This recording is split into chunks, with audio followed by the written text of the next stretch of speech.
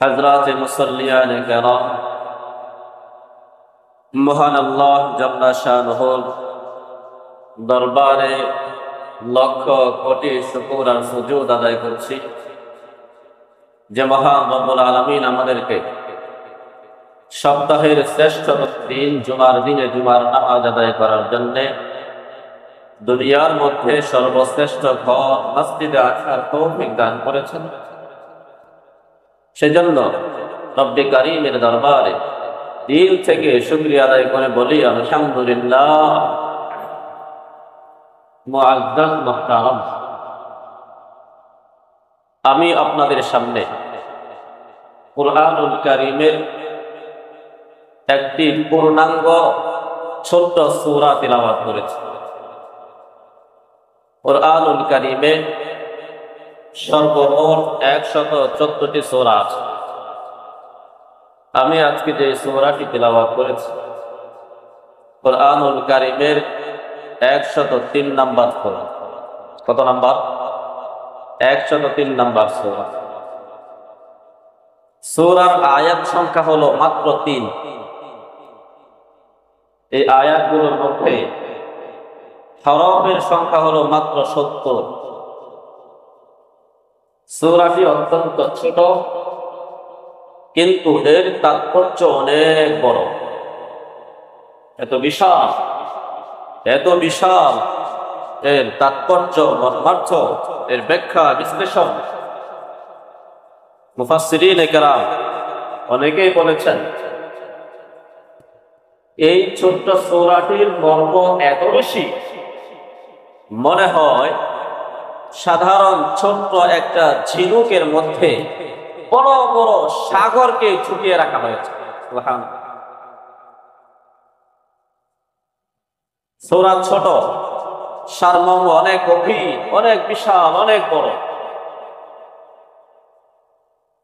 হযরতে ইমাম শাফিঈ রাহমাতুল্লাহি আলাইহি তিনি বলেন,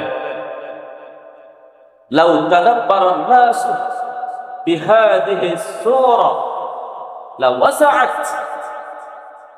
মানুষ যদি সূরাতুল আসরকে নিয়ে চিন্তা ভাবনা করে, গবেষণা করে, পড়াশোনা করে, তাহলে মানুষের হেদায়েতের জন্য এই একটি মাত্র সূরাই যথেষ্ট। সুবহানাল্লাহ, আর কোন সূরার দরকারই নাই। কারণ কি? কারণ হলো এই সূরার মধ্যে আল্লাহ রাব্বুল আলামিন গোটা মানব জাতির সফলতা আর ব্যর্থতার আলোচনা করেছেন।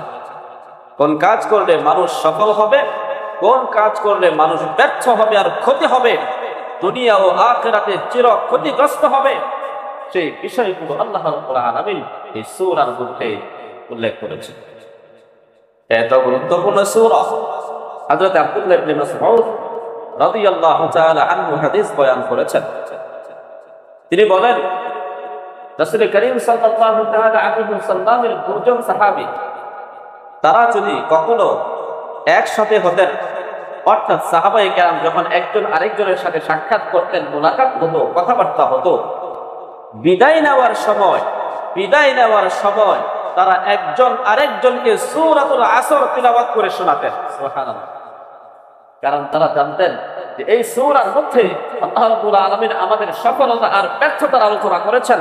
এজন্য একজন আরেকজনকে এটা শোনাইতেন, যাতে করে স্মরণ হয় যে এই সূরার মধ্যে যে এই বিষয়গুলো আলোচনা করা হয়েছে, এই বিষয়গুলো আমাদের মধ্যে আছে না নাই। মেরে মুহতারাম, এত চমৎকার একটা সূরা। আল্লাহ রাব্বুল আলামিন সূরাটা শুরু করেছেন কসম দিয়ে। আল্লাহ বলেন, ওয়াল আসর। আসর শব্দের আগে একটা ওয়াও আছে। ওয়াওটা ওয়াওয়ে তাসমিয়া তথা কসমের জন্য, শপথের জন্য ব্যবহার করা হয়। আল্লাহ রাব্বুল আলামিন শপথ করে বলেছেন। আল্লাহর জন্য তো কোনো কিছু শপথ করার দরকার হয় না। কি বলেন? আল্লাহর সব কথাই গুরুত্বপূর্ণ, আল্লাহর সব কথাই সত্য কথা। তারপরে আল্লাহ রাব্বুল আলামিন কখনো কোথাও বিভিন্ন বিষয়ের শপথ করে মানুষের সামনে কথাকে উপস্থাপন করেছেন, যাতে করে মানুষেরা সেই কথাগুলোকে আরো বেশি গুরুত্ব দেয়, আরো বেশি গুরুত্ব দেয়। গুরুত্বটা আরো বেশি বোঝানোর জন্য আল্লাহ রাব্বুল আলামিন যখন যেই বিষয়ের আলোচনা করবেন সেই বিষয়ের কসম করে আল্লাহ কথা বলেন। আল্লাহ রাব্বুল এখানে বলেন ওয়াল আসর, ওয়াল আসর, আসরের কসম, আসরের কসম। আসর শব্দের অর্থ হলো যুগ, আসর শব্দের অর্থ হলো সময়, আসর শব্দের অর্থ হলো কাল, আসর শব্দের অর্থ হলো আসরের সময়। সময় উদ্দেশ্য, যুগ উদ্দেশ্য। আল্লাহ রাব্বুল আলামিন এখানে সময়ের কসম কেন করলেন, যুগের কসম কেন করলেন? মুফাসসিরিন কেরাম বলেন আল্লাহ রাব্বুল আলামিন সময়ের কসম এই কারণে করেছেন, আল্লাহ রাব্বুল আলামিন সামনে যেই কথাগুলো বলবেন সেগুলো হলো মানুষের জীবনের সাথে সম্পৃক্ত, মানুষের সাথে সম্পৃক্ত। মানুষ কোন কাজ করলে সফল হবে, কোন কাজ করলে ব্যর্থ আর ক্ষতিগ্রস্ত হবে, সেই আলোচনা সামনে করবেন।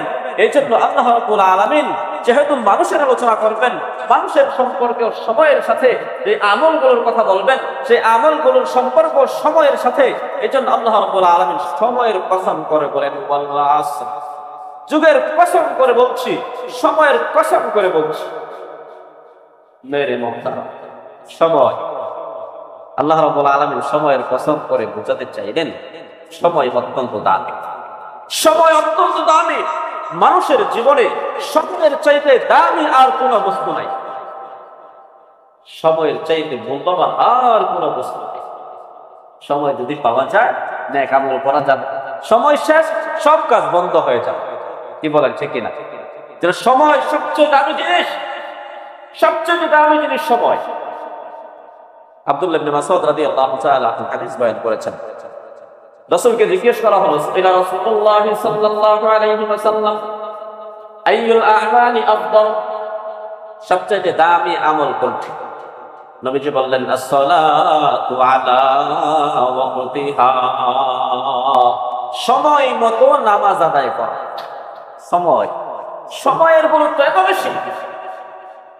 হযরত হাসান বসরি রাহমাতুল্লাহি আলাইহি মানুষকে লক্ষ্য করে বলেন ইয়া বিনা আদম, ও বনি আদম, ও মানব জাতি শোনো, ইন্নাকা আনতা আইয়াম, তোমার জীবনটা তো কয়েকটা দিনের সমষ্টির নাম।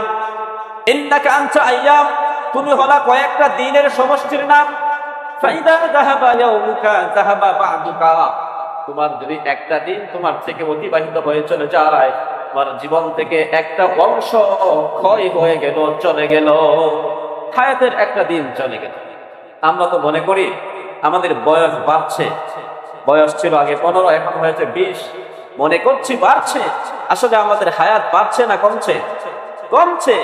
যদি হিসাব করি, আনুমানিক ধরি, এটা বলা ঠিক না, তারপরেও যদি মনে করেন আমার বয়স হলো 60 বছর বা 70 বছর, 70 বছর দুনিয়াতে বাঁচবো, এখন আমার বয়স চলে 35 বছর, আমার বয়স 35 বছর, 70 বছর থেকে আমার জীবনের 35টা বছর পার হয়ে চলে গেছে, আর বাকি আছে কয় বছর?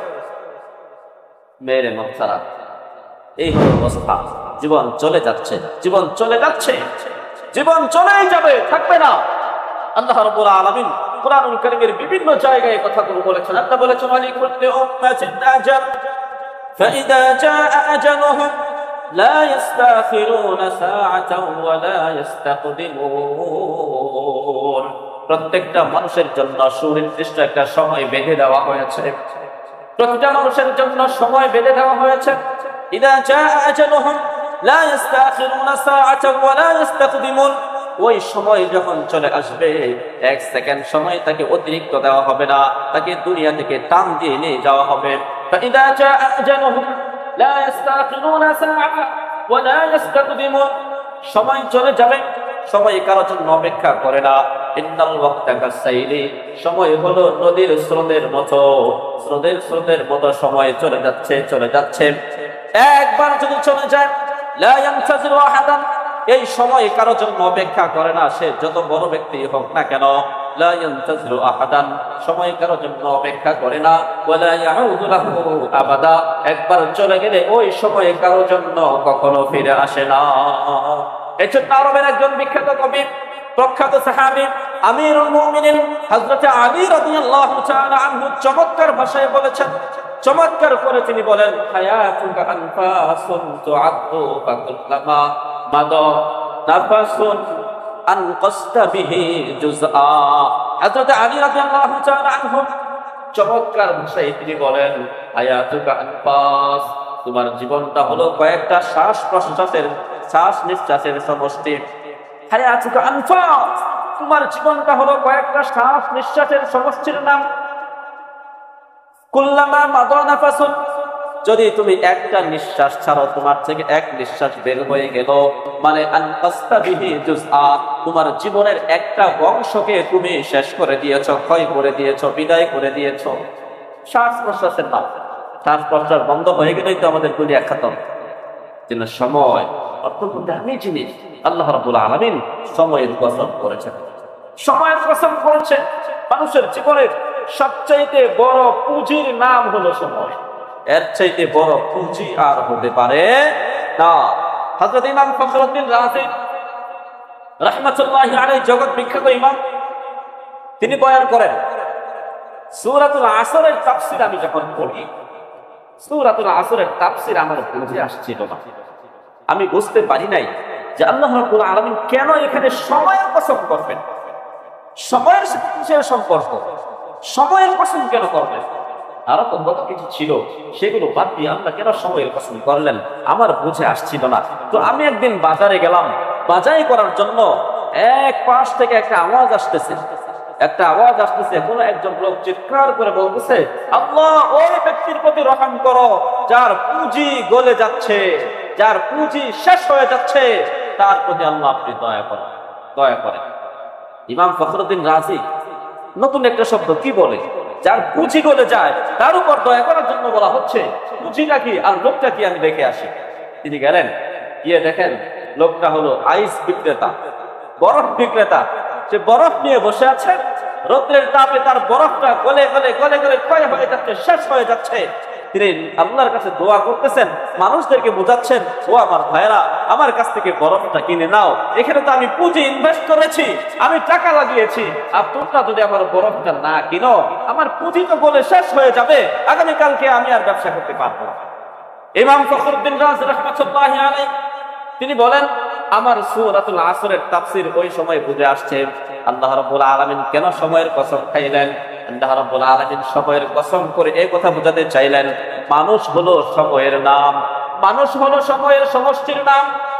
মানুষ এই বরফ বিক্রেতার বরফ যেমন গলে গলে শেষ হয়ে যায়, তার ইনভেস্টমেন্ট সব শেষ হয়ে যাবে, মানুষের জীবন থেকে সময়টা বরফের মতো গলে গলে ক্ষয় হয়ে যায়। এমন একদিন চলে আসবে যখন সময় শেষ হয়ে যাবে, আমি আপনি টেরও পাবো না। কথা বলেন ঠিক কিনা?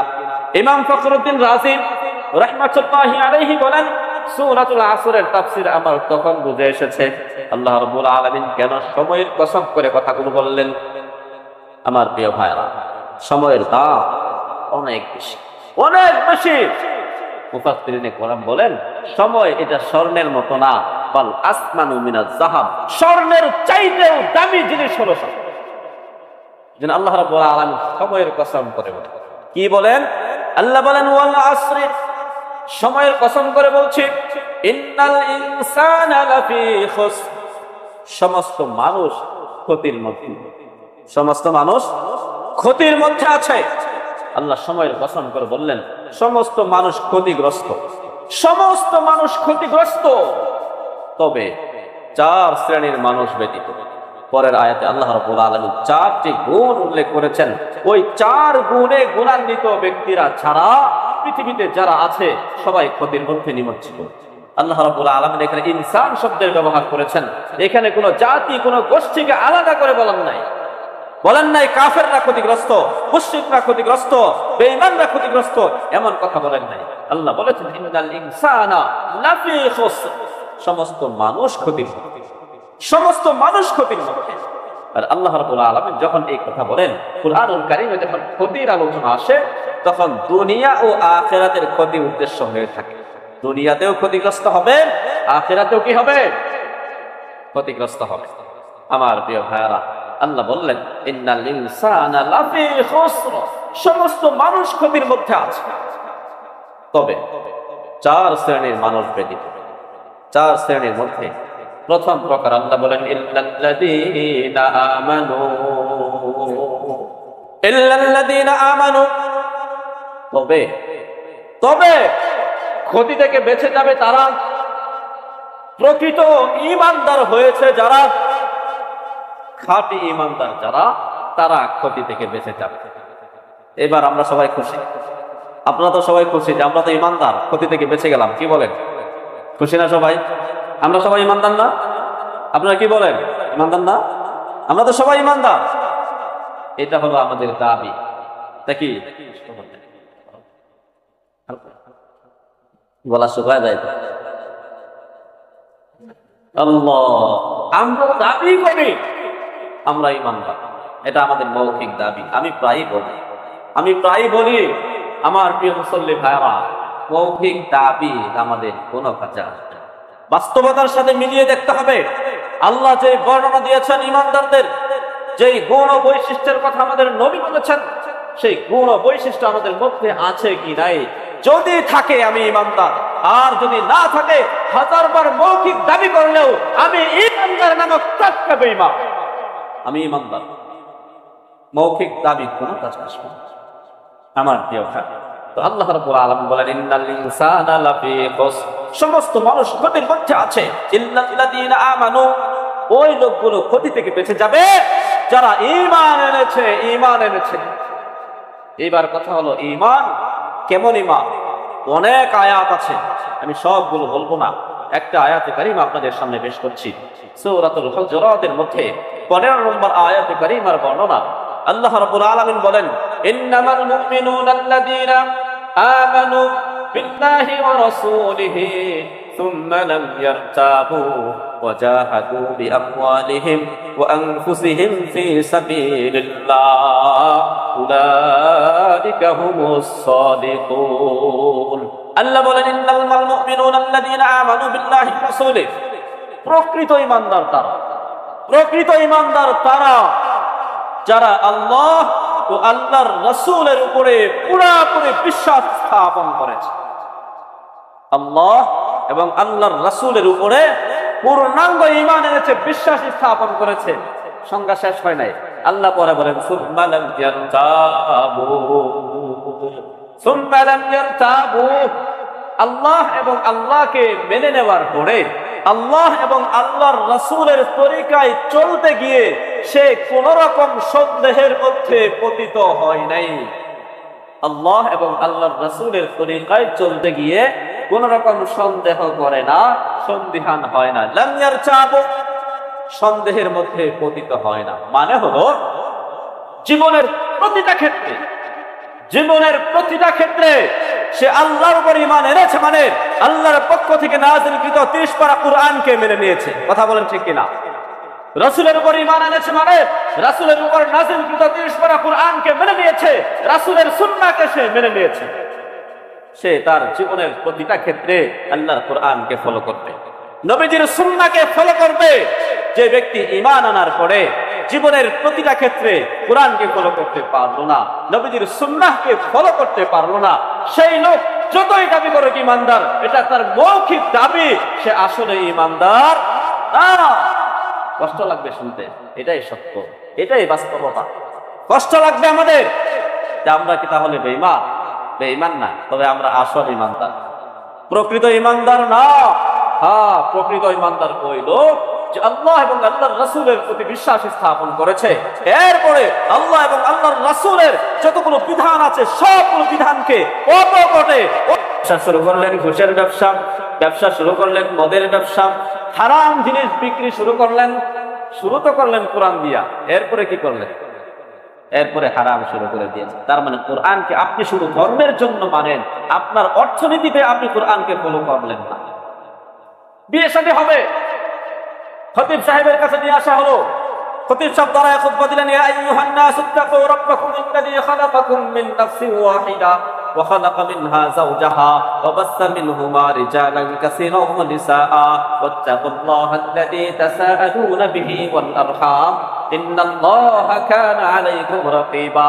আরো যত আয়াত আছে বিয়ে শাদী সংক্রান্ত আয়াত তিলাওয়াত করা হলো, হাদিস পাঠ করা হলো, দোয়া করে দেওয়া হলো, আল্লাহ এই দম্পতির মধ্যে তুমি সুখ শান্তি দান করো, নেক সন্তান দান করো, আজীবন যেন সুখে শান্তিতে একে অপরকে ভালোবেসে একজন আরেকজনের হক গুলো আদায় করে চলতে পারে সেই তৌফিক দান করো। ইমাম সাহেবের দোয়া শেষ। ছেলের বাবা মেয়ের বাবারে খুঁজে, দেওয়ার কথা 2 লাখ, দেওয়ার কথা হুন্ডা কিনে, মেয়ের বাবা কোথায় আছে খোঁজ দিতে হবে তো, বাড়িতে যাওয়ার আগে আগে যেন হুন্ডাটা কিনে দেওয়া হয়। করে কি করে না? তাহলে কোরআনকে মানা হলো নাকি হলো না? মৌখিক দাবি করলাম, যৌতুক নামক হারাম জিনিস দিয়ে বিবাহকে আমি উদ্বোধন করলাম। কোরআনকে মানি, এটা আমাদের দাবি। এই দাবি কাজে আসবে, এই দাবি কাজে আসবে না। আল্লাহ বলেন, ওয়াল আসরি ইন্নাল ইনসানা লাফি খুসর, সময়ের কসম করে বলছি সমস্ত মানুষ ক্ষতির মধ্যে রয়েছে, ইল্লাল্লাযীনা আমানু, তবে যারা প্রকৃত ঈমানদার তারা ক্ষতি থেকে বেঁচে যাবে। যারা প্রকৃত ঈমানদার তারা ক্ষতি থেকে বেঁচে যাবে। আমার প্রিয় ভাইরা, প্রকৃত ঈমানদার কারা বলছেন তো? আরো আয়াত আছে, এগুলো শুনলে হয়রান হয়ে যাবে, ভয় পেয়ে যাবেন। হায় হায়, কি তাহলে আমরা কি? আমরা আসলে ঈমানদার, প্রকৃত ঈমানদার। শুনতে খারাপ লাগলেও কষ্ট লাগলেও আমরা মানতে পারি না। এজন্য আল্লাহর কাছে তওবা করা, ইস্তিগফার করা, কান্নাকাটি করা, মানার জন্য চেষ্টা করা। যদি কোনো কারণে কোথাও মানতে না পারি, ব্যর্থ হয়ে তাদের কাছে দোয়া করা, তওবা করা। গোপনে উঠেন, নীরবে নড়ছেন, উঠে আল্লাহর কাছে কান্দেন, বলেন, আল্লাহ এই সমস্যার কারণে আমি এটা মানতে পারতেছি না, আমার দৃঢ় বিশ্বাস হচ্ছে এটার উপরে, কিন্তু এই সমস্যার কারণে আমি মানতে পারতেছি না। আল্লাহ তুমি এই সমস্যা দূর করে দাও যাতে আমি এটা মানতে পারি, ফলো করতে পারি। আশা করা যায় আল্লাহ মাফ করবেন। আর যদি আপনি শুধু দাবি করেন, এতটুকু অনুশোচনা আপনার মধ্যে না থাকে, এতটুকু অনুশোচনা আপনার মধ্যে না থাকে, তাহলে আপনি যতই দাবি করেন ঈমানদার, আসলে আপনি ঈমানদার। আল্লাহ বলেন কুরআনুল কারীমের আরেক জায়গায়, ইন্নামাল মুমিনুনা আল্লাযীনা ইযা যুকিরাল্লাহু ওয়াজিলাত কুলুবুহুম ওয়া ইযা তুলিয়াত আলাইহিম আয়াতুহু যাদাতহুম ঈমানা ওয়া আলা রাব্বিহিম ইয়াতাওয়াক্কালুন আল্লাযীনা ইউকিমুনাস সালাহ ওয়া মিম্মা রাযাকনাহুম ইউনফিকুন। প্রকৃত ঈমানদারের পরিচয় তুলে ধরতে গিয়ে আল্লাহ রাব্বুল আলামিন সূরাতুল আনফালের 2 নম্বর আয়াত কারিমা থেকে 5 নম্বর আয়াত কারিমা পর্যন্ত ঈমানদারদের 5টা গুণের কথা আলোচনা করছেন। আমি এটার আলোচনা আপনাদেরকে আগে শুনিয়েছি, সংক্ষেপে শুধু বলে দেই। আল্লাহ বলেন প্রকৃত ঈমানদার তারা যাদের সামনে আমি আল্লাহর নাম উচ্চারণ করার সাথে সাথে অন্তরটা ভয়ে প্রকম্পিত হয়ে যায়।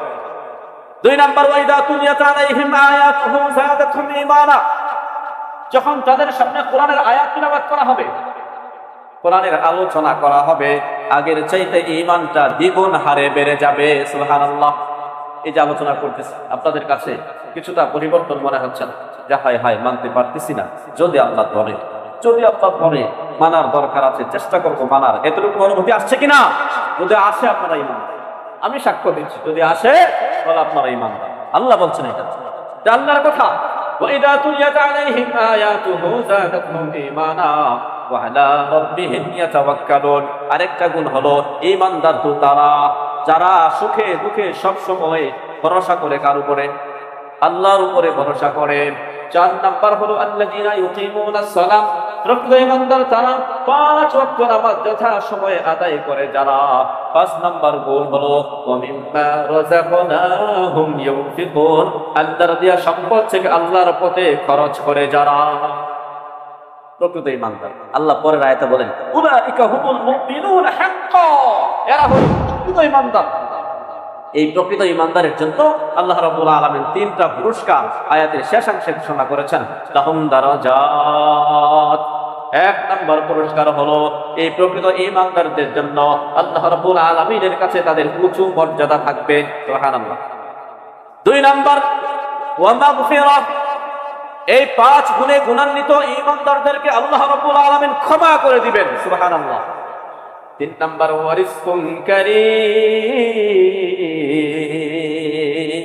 আল্লাহ তাআলা এদেরকে জান্নাতুল ফিরদাউসের অধিবাসী বানাবেন। সুবহানাল্লাহ।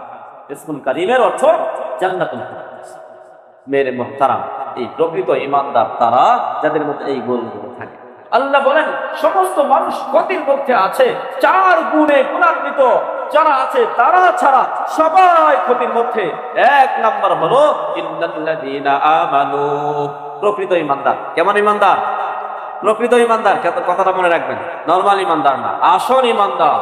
প্রকৃত ইমানদারের সংক্ষেপে একটা সংজ্ঞা আমি দিয়ে থাকি, সেটা হলো ইমানটা হতে হবে কুফর, শিরক ও নেফাক মুক্ত। কুফর, শিরক ও নেফাক মুক্ত ইমানকে প্রকৃত ইমান বলা। মেরে মুহতারাম, 2 নাম্বার কারা ক্ষতি থেকে বেঁচে যাবে? আল্লাহ বলেন ওয়া আমিলুস সলিহাত, সবাই ক্ষতিগ্রস্ত। 1 নাম্বার ইমানদার যারা তারা ব্যতীত। 2 নাম্বার যারা আমলে সালেহ তথা নেক আমল করে বেঁচে যাবে। আমার প্রিয় ভাইরা, এই নেক আমলেও আমাদের ঘাটতি আছে না নাই? আমলের ঘাটতি আছে না নাই? আমলেও ঘাটতি আছে। আল্লাহ বলেছেন ইন্নাল্লাযীনা আমানু ওয়া আমিলুস সলিহাতি কানাত লাহুম জান্নাতুল ফিরদাউসি নুজুলা।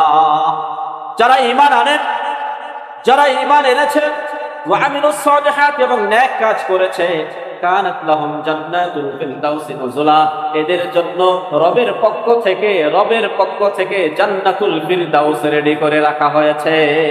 সুবহানাল্লাহ। ঈমান এবং নেক আমল একটা আরেকটার পরিপূরক, একটা ছাড়া আরেকটার পূর্ণতা আসে না। আপনি ঈমান এনে বসে রইলেন, নেক আমল করলেন না, আপনার ঈমান ভোতা ঈমান, এই ঈমান কোনো কাজে লাগবে না।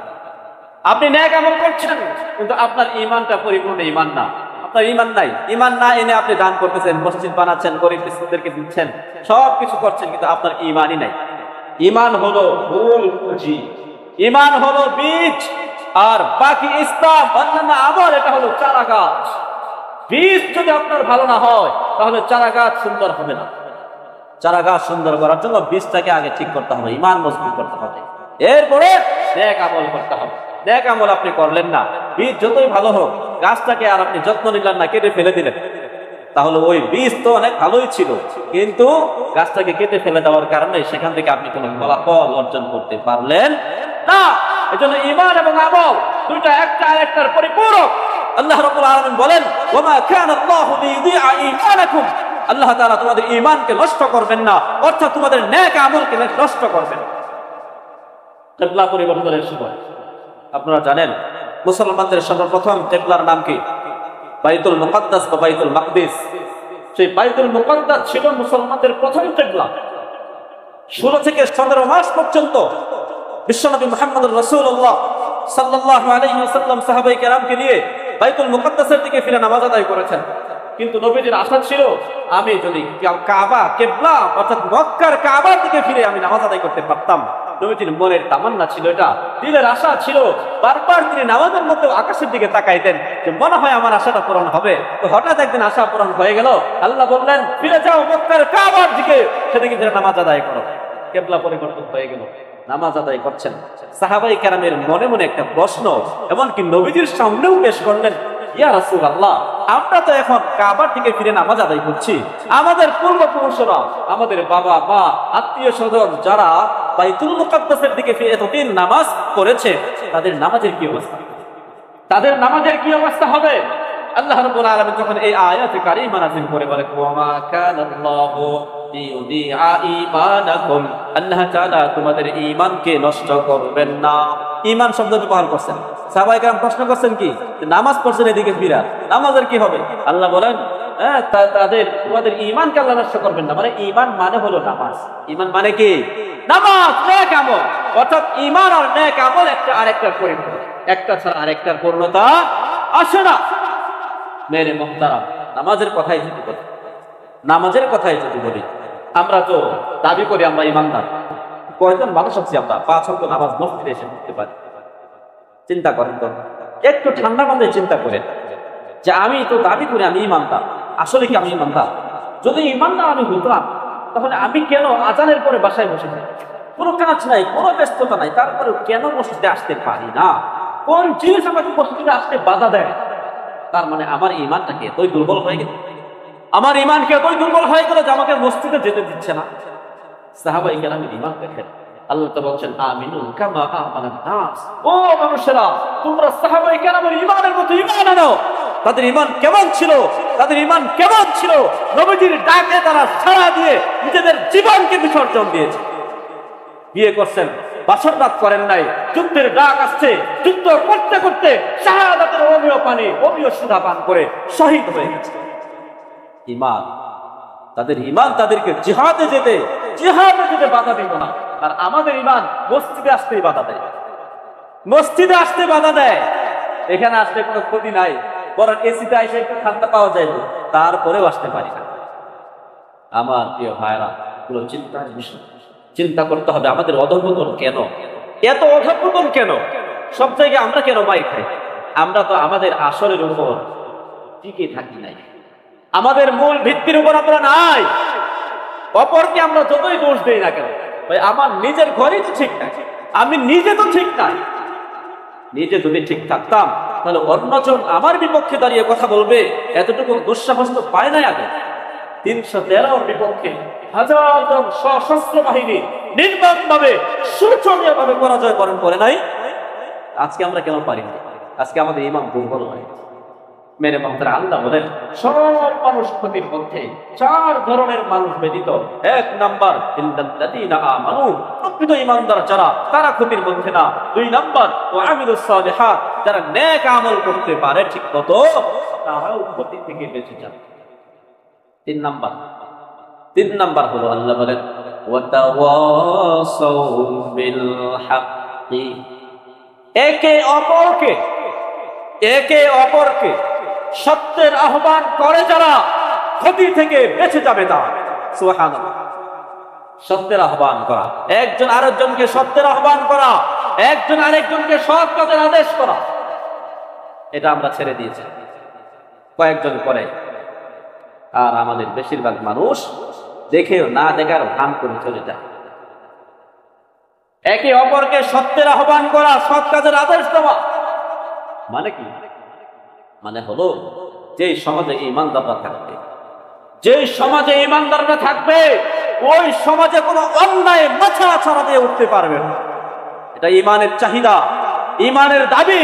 ঈমানদাররা সেই দাবি পূরণ করবেন। আমরা ঈমানদার, আমরা এই সমাজে আছি মানে এই সমাজে কোনো রকম কোনো অন্যায় মাথা ছাড়া দিয়ে উঠতে পারবে না। এটাকে প্রতিহত করা আমাদের দায়িত্ব। এই দায়িত্ব আমার দেওয়া না, কার দেওয়া? আল্লাহর দেওয়া দায়িত্ব। আল্লাহ বলেন কুনতুম খায়রা উম্মাতিন উখরিজাত লিন-নাসি তা'মুরুনা বিল মা'রুফি ওয়া তানহাউনা 'আনিল মুনকারি ওয়া তু'মিনুনা বিল্লাহ। তোমরা শ্রেষ্ঠ জাতি, তোমাদেরকে মানুষের কল্যাণের জন্য বের করা হয়েছে। তোমাদের কাজ হলো 3টা। 1 নাম্বার কাজ হলো তোমরা মানুষকে সৎ কাজের আদেশ করবে। যদি সৎ কাজের আদেশ করতে পারো তাহলে তুমি হবে শ্রেষ্ঠ জাতি। সৎ কাজের আদেশ যদি করতে না পারো, তুমি যতই দাবি করো না কেন, তুমি শ্রেষ্ঠ উম্মত হতে পারবে না। 2 নাম্বার ওয়া তানহাউনা আনিল মুনকার, শ্রেষ্ঠ জাতি হওয়ার জন্য তোমার দ্বিতীয় দায়িত্ব হলো মানুষকে অন্যায় থেকে বাধা দিবা। অন্যায় কাজ দেখলে তোমার যদি শক্তি থাকে প্রতিহত করবা। 3 নাম্বার ওয়া তু'মিনুনা বিল্লাহ, আল্লাহর প্রতি পুরোপুরি ঈমান রাখবা। শ্রেষ্ঠ উম্মতের ক্যাটাগরি এটা। সৎ কাজের আদেশ করা, অসৎ কাজ থেকে মানুষকে কি করা? বাধা প্রদান করা। আল্লাহ বলেন ওয়াতাকুম মিনকুম উম্মাতুন ইয়াদউনা ইলাল খায়রি ইয়া'মুরুনা বিল মা'রুফি ওয়া ইয়ানহাউনা আনিল মুনকার। একটা দল এমন থাকা দরকার যারা মানুষকে সৎ কাজের আদেশ করবে, অসৎ কাজ থেকে মানুষকে বাধা দিবে। সৎ কাজের আদেশ, অসৎ কাজের নিষেধ, এর চাইতে দামি কাজ আর নাই। আল্লাহ বলেন ওয়া মান আহসানু কাওলাম মিম্মান দাআ ইলাল্লাহ ওয়া আমিলা সালিহান ওয়া ক্বালা ইন্নানি মিনাল মুসলিমিন। ওই ব্যক্তির চাইতে শ্রেষ্ঠ কথা, ওই ব্যক্তির চাইতে উত্তম কথা আর কার হতে পারে যে মানুষকে আল্লাহর দিকে আহ্বান করে, মানুষকে আল্লাহর দিকে আহ্বান করে। আমার প্রিয় ভাই, সৎ কাজের আদেশ, অসৎ কাজের নিষেধ, এটা ঈমানদারের দায়িত্ব। এটা যদি আমরা করতে ব্যর্থ হই তাহলে আমরা ক্ষতির মধ্যে পড়ে যাব, ক্ষতির মধ্যে পড়ে যাব। সমাজের মধ্যে পাপাচার ছড়িয়ে পড়েছে, সমাজের মধ্যে দুর্নীতি ছড়িয়ে পড়েছে, সমাজের মধ্যে টেন্ডারবাজি, চাঁদাবাজি, রাহাজানি, ধর্ষণ, খুন, গুম, মারামারি, কাটাকাটি হচ্ছে। আমরা ঈমানদার, শতকরা 90% ঈমানদার, বা আমরা তো 100% ঈমানদার এই এলাকায় বসবাস করি। আমাদের সামনে যদি এই অন্যায়গুলো হয়, এগুলো প্রতিবাদ যদি আমরা না করতে পারি, গজব যখন আসবে শুধু অপরাধীদের উপর আসবে না, আপনি আমি শুদ্ধা সমস্ত ভালো মানুষগুলোর উপর গজব আসবে। বুখারী শরীফের হাদিস, নবীজি দৃষ্টান্ত পেশ করেছেন, যদি সৎ কাজের আদেশ না দেই আমাদের কি অবস্থা হবে। নবীজি একটা জাহাজের তুলনা করেছেন, দুতলা বিশিষ্ট একটা জাহাজ। উপর তলায় কিছু মানুষ আছেন, নিচতলায় কিছু মানুষ আছেন। নিচতলার মানুষগুলো উপর তলায় যায় বারবার পানি আনার জন্য, নিচতলায় পানির ব্যবস্থাপনা নাই। উপরের মানুষগুলো এতে কিছুটা বিরক্ত হয়, বিরক্তিবোধ করে যে তোমরা বারবার এখানে আসার মধ্যে ডিস্টার্ব হয়। নিচের লোকগুলো ভাবলো আমরা তাদের ডিস্টার্ব করার কি দরকার আছে, চলো আমার পানি তো আমাদের কাছাকাছি, জাহাজ ফুটা করি, নিচ থেকে পানি উঠাই, আমরা পানি ব্যবহার করি। উপর তলার মানুষগুলো এটা জানার পরেও যদি তাদেরকে বাধা না দেয়, তাহলে জাহাজ ডুবলে শুধু নিচতলার মানুষগুলোই মরবে নাকি সব মরবে? সব মরবে। ঠিক তেমনি ভাবে যে সমাজে অন্যায় হয়, যে সময় অন্যায় আছে, ওই সমাজের মানুষগুলো ঈমানদাররা যদি প্রতিবাদ করতে ব্যর্থ হয়, তাহলে গজব যখন আসবে সবাইকে নিয়ে গজবে পতিত হওয়া। আমার প্রিয় ভাইরা, মুসলিম শরীফের হাদিস, রাসূল করিম সাল্লাল্লাহু তাআলা আলাইহি ওয়াসাল্লাম হাদিসের মধ্যে চমৎকার বলেছেন। তিনি বলেছেন, মান রাআ মিনকুম মুনকারান, মান রাআ মিনকুম মুনকারান, তোমাদের মধ্যে কেউ যখন কোনো অন্যায় কাজ হতে দেখে, কারো সামনে কোনো অন্যায় কাজ হচ্ছে, এটা যদি সে দেখে, ফালইউগাইয়িরহু বিয়াদিহি, সে যেন সেই অন্যায়কে নিজের হাতের মাধ্যমে প্রতিহত করে। যদি শক্তি থাকে হাতের মাধ্যমে প্রতিহত করে। ফাইনাম ইয়াস্তাতি, যদি সেই শক্তি সামর্থ্য না থাকে, তাহলে ফাবি লিসানিহি, জবানের মাধ্যমে সেটা প্রতিহত করবে, সেটা বন্ধ করার জন্য মৌখিকভাবে সে প্রতিবাদ করবে। ফাইনাম ইয়াস্তাতি, এতটুকু করার শক্তি সামর্থ্য যদি না থাকে, ফাবি কলবিহি, তাহলে সে অন্তর থেকে সেই অন্যায়কে ঘৃণা করবে। ওয়াযালিকা আদআফুল ঈমান, আর এটা হলো ঈমানের সর্বনিম্ন স্তর, যে সে অন্তর দিয়ে ঘৃণা করে। আজকে আমরা সবাই ঈমানের নিম্ন স্তরে আছি, নিম্ন স্তরে আছি। এক দুইজন মানুষ যদি এখানে অন্যায় করে, শত শত মানুষ এখানে আছে, আমরা প্রতিবাদ করার সাহস পাই না, প্রতিবাদ করতে ব্যর্থ হই। হায় হায়, সব চলে গেলে পরে যদি আমার উপর তারা এসে অ্যাটাক করে, এই ভয় আমাদের কাজ করে কি করে না? আমরা প্রকৃত ঈমানদার কেমনে হলাম? প্রকৃত ঈমানদার কেমনে হইলাম? প্রকৃত ঈমানদার তো সে যে অন্যায় দেখার পরে চুপ থাকবে না, অন্যায় দেখার পরে সেটা প্রতিবাদ করবে। আজকের যুব সমাজ, যুবক ভাইয়েরা, তারা আজকে অন্যায় করার জন্য বিভিন্ন গ্রুপ করে, অন্যায় কাজ বাস্তবায়ন করার জন্য সম্মিলিতভাবে প্রচেষ্টা করে, গ্রুপ করে, কমিটি করে, কিন্তু সমাজ থেকে অন্যায়কে দূর করার জন্য যুবকরা এক হতে পারে। কোন কমিউনিটি, কোন ইউনিটি, কোন কমিটি তাদের নাই। যা আমি যে সমাজে থাকি, এই সমাজের যুবকদের এমন একটা কমিটি থাকতে হবে, যে কোনো অন্যায়, যে কোনো অন্যায়কে আমরা প্রতিহত করবই, এইখানে অন্যায় হতে আমরা দিব না। যুবকরা সবাই যদি এক হয়ে যায়, সমাজ ভালো হবে কি হবে না? ভালো হতে বাধ্য। আজকের যুবকরা তো গুনাহের পথে নিমজ্জিত, সবাই নিজেকে নিয়ে ব্যস্ত, নিজেকে নিয়ে ব্যস্ত, নিজের দুনিয়া কামানোর পিছনে ব্যস্ত। নিজের জীবন করতে হবে, স্ট্রাগল যা আছে সব করে জীবনকে গড়ার জন্য এস্টাবলিশ হতে হবে, টাকা কামাই করতে হবে, ভালো চাকরির দরকার আছে, ভালো বাড়ি করতে হবে, গাড়ি কিনতে হবে, এইগুলো নিয়ে ব্যস্ত। ঈমানটাকে মজবুত করতে হবে, আমার পরবর্তী প্রজন্মকে টিকিয়ে রাখতে হবে ঈমানের উপরে, আমার সমাজটাকে সুন্দর করতে হবে, আমার সমাজ যেন অন্যায় মুক্ত হয়, আমার সমাজ যেন কোনো অন্যায় মাথা ছাড়া দিয়ে উঠতে না পারে, এই জন্য কোনো ফিকির আমাদের নেই। খুব কম মানুষরা আছে। আর না হয় যুবকরা যদি এক হয়ে যেত, আমার সমাজে চাঁদাবাজি হতে আমি দেব না, সে যে দলের লোকে হোক না কেন, আমার নিজের দলের লোক যদি চাঁদাবাজি করে, আমি তার হাত দুটো কেটে টুকরো টুকরো করে দেব। এরকম প্রতিশ্রুতি দিতে যুবকরা টিকো, সমাজে চাঁদাবাজি হতো। যুবকরা যদি প্রতিশ্রুতিবদ্ধ হয় যে আমার এই সমাজে, আমার এই মহল্লার মধ্যে কোন বোকাটা ছেলে আমার মা বোনদের দিকে কুদৃষ্টি দিলে তার চক্ষু দুটি আমরা উপড়ে ফেলব, কোন যুবক কোন পখাটে দুঃসাহস করতে পারতো না। মা বোনের নিরাপদে চলাচল, ব্যবসায়ীরা সুন্দর করে ব্যবসা করতে পারত, যারা ইবাদতকারী তারা সুন্দর করে ইবাদত করতে পারত, যার যার কাজ সবাই আপন গতিতে সুন্দরভাবে করতে পারত।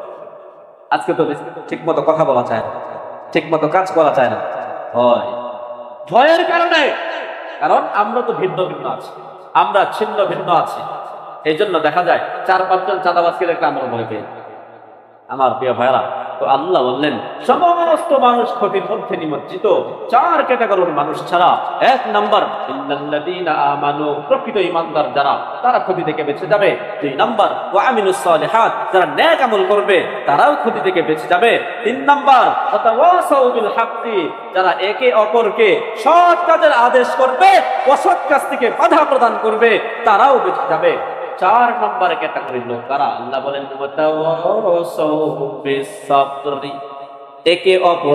একে অপরকে সবরের আদেশ দিবে, একে অপরকে সবরের জন্য ওসিয়ত করবে, নসিহত করবে, ধৈর্য ধরো, সবর করো। মানে হলো উপরের যে 3টা কাজের কথা বলা হলো, ঈমান, নেক আমল, সৎ কাজের আদেশ, অসৎ কাজের নিষেধ, এই কাজগুলো করতে গেলে তোমার উপর বিপদ আসবে, মুসিবত আসবে। তুমি প্রকৃত ঈমানদার হবা, কোরআনের কথা বলবা, সমাজে কোরআনকে বাস্তবায়নের কথা বলবা, রাষ্ট্রে কোরআনকে বাস্তবায়নের কথা বলবা, তো তোমার পিছনে জালেমরা জুলুম করবে, নির্যাতন চালাবে, তোমাকে সবরের সাথে মোকাবেলা করে কথা বলেই যেতে হবে। কথা বলুন ঠিক কিনা? এই সবরের নির্দেশনা দিতে হবে। কোরআনের কথা বলবেন তো আপনার বিপক্ষে নিজের লোকগুলোই লেগে যাবে। আমার ভাই আমার বিপক্ষে চলে যাবে, আমার চাচা আমার বিপক্ষে চলে যাবে। কারণ কি? কারণ তারা কোরআনকে শুধু মুখে দাবি করে আমরা কোরআন মানি, কিন্তু আসলে তারা সন্দিহান। যে কথা আমি শুরুতে বলেছি, যে আয়াত আমি শুরুতে আলোচনা করেছি, যে ঈমান আমরা এনেছি, তবে আমরা সন্দিহান। আমরা যে ঈমানদার এই ব্যাপারে আমরা সন্দিহান। আমার প্রিয় ভাইরা, আল্লাহ বলেন যারা একে অপরকে সবরের নির্দেশ দিবে তারাও ক্ষতি থেকে বেঁচে যাবে। অর্থাৎ ঈমানের কথা বলবা, ঈমানের পথে থাকবা, তো তোমার উপর মুসিবত আসবে। নেক আমল করবা ঠিক মতো, তোমার উপর বাধা আসবে, বাধা আসবে, মানুষের বাধা আসবে, শয়তানের বাধা আসবে। শয়তান তোমাকে বাধা দিবে, নেক আমল করতে দিবে না। তো তুমি কঠোর হয়ে শয়তানের বিপক্ষে লড়ে সবরের সাথে তুমি নেক আমলের উপর অটল আর অবিচল থাকবা। এরপরে সৎ কাজের আদেশ, অসৎ কাজের নিষেধ, এইগুলো করতে গেলে তোমার জীবনও তো চলে যেতে পারে। সৎ কাজের আদেশ তো সহজ কথা বলে চলে আসলেন, অসৎ কাজের বাধা দিতে যাবেন তো আপনার বিপক্ষে শত্রুরা লাগবে কি লাগবে না? লেগে যাবে। কিন্তু সবরের সাথে একে অপরকে এই কথা বলতে হবে, সবরের সাথে মোকাবেলা করতে হবে। পিছু হটলে তো চলবে না, পিছু হটলে চলবে না। আমরা হকের পথে আছি, সত্যের পথে আছি। তারা কোটি কয়েকজন মানুষ মিলে যদি অন্যায় করতে পারে, এই অন্যায়ের উপর অটল অবিচল থাকতে পারে, আমরা সবাই ভালো পথে আছি, আমরা সবাই মিলে কেন সবরের সাথে তাদেরকে মোকাবেলা করতে পারবো? আল্লাহ বলেন একে অপরকে ধৈর্যের আদেশ করবে, নসিহত করবে, ওসিয়ত করবে। সবর 3 প্রকার। সবর কয় প্রকার? 3 প্রকার। as-sabru ala at-ta'a। 1 নম্বর সবর হলো ইবাদতের ক্ষেত্রে সবর করা। ইবাদত করাও সবরের দরকার আছে, যেটা একটু আগে বললাম। সবর ছাড়া ইবাদত করা যাবে না। অনেক সময় কষ্ট লাগবে, ক্লান্তি আসবে, শয়তান ধোঁকা দিবে, ইবাদত করতে মন চাবে না, তারপরেও সবরের সাথে আপনাকে ইবাদত চালিয়ে দিতে হবে। as-sabru ala al-ma'siyah, অন্যায়ের ক্ষেত্রে সবর করা। অন্যায় করতে মন চাবে, শয়তান বারবার ধোঁকা দিবে, এটা করো, এটা করো, ওইটা করো, অপরাধ করো। তখন আপনাকে সবর করতে হবে, ভাবতে হবে যদি এইটা করি শয়তান খুশি হবে, আর যদি এটা না করি আমার আল্লাহ খুশি হবেন, তখন আমি কোনটা করব? সবরের দরকার আছে এখানে, সবরের সাথে মোকাবেলা করতে হবে। 3 নম্বর as-sabru আলাল মুসিবা, বিপদ আপদে সবর করা। আপনার সন্তান মারা গেছে, সবর করতে হবে। বিপদ আসছে, যে কোনো বিপদ আসতে পারে, সবর করতে হবে। এভাবে একে অপরকে সবরের নির্দেশনা দেওয়া। আমার প্রিয় ভাইরা, আজকের আলোচ্য বিষয় কি ছিল? সূরাতুল আসর। সূরাতুল আসরের শুরুতে, এই সূরাটা কোরআনুল কারীমের 103 নম্বর সূরা। সূরার আয়াত সংখ্যা হলো 3টি। সূরার ফরক আছে মাত্র 70টি। এই সূরাতে আল্লাহ রাব্বুল আলামিন সর্বপ্রথম সময়ের কসম করে বলেছেন। সময় অনেক দামি, অনেক গুরুত্বপূর্ণ। এই জন্য সময়ের কসম করে আল্লাহ বলেন সমস্ত মানুষ ক্ষতির মধ্যে আছে, 4 ক্যাটাগরির মানুষ ব্যতীত। এই 4 শ্রেণীর মানুষ ছাড়া বাকি সব মানুষ ক্ষতির মধ্যে। 1 নাম্বার ইল্লাল্লাযীনা আমানু, যারা প্রকৃত ঈমানদার, কোন রকম কোন সন্দেহ নাই, একদম প্রকৃত ঈমানদার, ঈমান এনেছে আল্লাহর উপরে, নবীজির উপরে, এরপর আল্লাহ এবং আল্লাহর নবীর দেয়া বিধানগুলো জীবনের প্রতিটা ক্ষেত্রে ফলো করেছে, তারা ক্ষতি থেকে বেঁচে যাবে। 2 নাম্বার ওয়া আমিলুস সালিহাত, ঈমান আনার পরে তারা যারা ঠিকঠাক মতো নেক আমল করেছে তারা ক্ষতি থেকে বেঁচে যাবে। তিন নাম্বার ওয়াতাওয়াসাউ বিল হাক্কি, যারা একে অপরকে সত্যের দিকে আহ্বান করবে, অসৎ কাজ থেকে বাধা দিবে। চার নাম্বার ওয়াতাওয়াসাউ বিস সাবরি, একে অপরকে ধৈর্যের পরামর্শ দিবে, ধৈর্যের দিকে আহ্বান করবে, সবরের দিকে আহ্বান করবে। এই চার শ্রেণী ছাড়া বাকি সব মানুষ ক্ষতির মধ্যে আছে। এবার মিলিয়ে দেখবেন, এখনো মিলাতে পারেন, বাসায় গিয়েও মিলাতে পারেন। চিন্তা করবেন একটু ঠান্ডা মাথায়, এই চার গুণ কি আমার মধ্যে আছে নাকি নাই। যদি থাকে তো আলহামদুলিল্লাহ বলবেন, যদি না থাকে তাহলে ক্ষতিগ্রস্ত হিসেবে আল্লাহর কাছে তওবা করবেন, ইস্তিগফার করবেন। এই গুণগুলো অর্জন করার জন্য যা যা করা দরকার সব কিছু করতে রাজি আছি তো আমরা ইনশাআল্লাহ। ইনশাআল্লাহ আল্লাহ তাআলা আমাদের সকলকে ক্ষতি থেকে বেঁচে সফলতা অর্জন করার তৌফিক দান করেন। আমিন। ওয়া আখিরু দাওয়ানা আলহামদুলিল্লাহি রাব্বিল আলামিন।